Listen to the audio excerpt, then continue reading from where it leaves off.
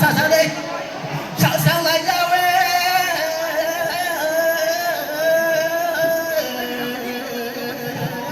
ta cứ rồi ở đây có đời nào đâu bộ tao nào mà đi này ra sa lại đây gì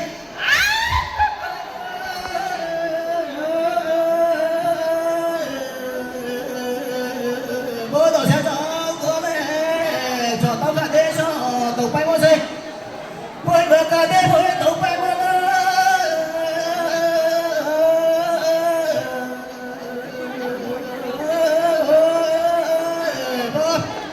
lỡ quên một tờ thì cô nhà thì cô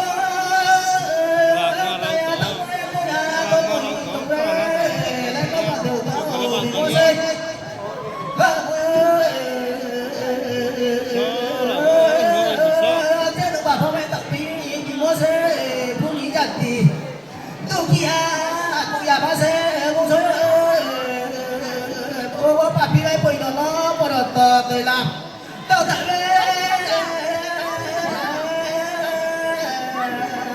bố số ba sao cháu với con đồ đẹp mà nó bay ra thôi mày dám chơi bố làm gì phối bọc à bố bị mấy gì đã bố đừng bị ăn đó bố số con đó cho nó bố bố xảy ra đâu cái gì cả mày bố xảy ra đâu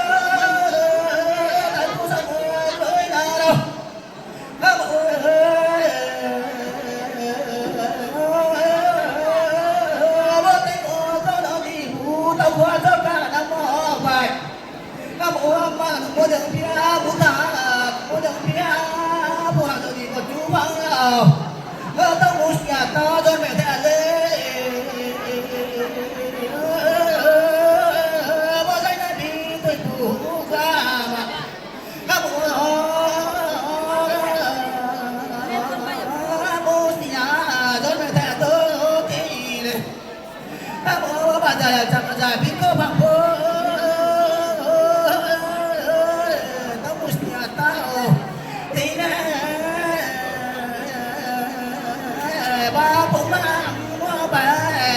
có sợ em đây là đâu vậy mà cậu nó sẽ tiêu đâu các bà bu dậy na bu dậy được không mà xa đâu vậy à các bu sa cho lên đây sẽ bà ra bu mà chuyện này sẽ nên đâu có cho vậy à sẽ bà ra bu mà chuyện này vậy à bu sa ơi bu sa mày tao đi để mà đi này nó sa thế mà sa lại nó ta cũng không mấy người nào đâu tôi đang chuẩn bị chuyện nào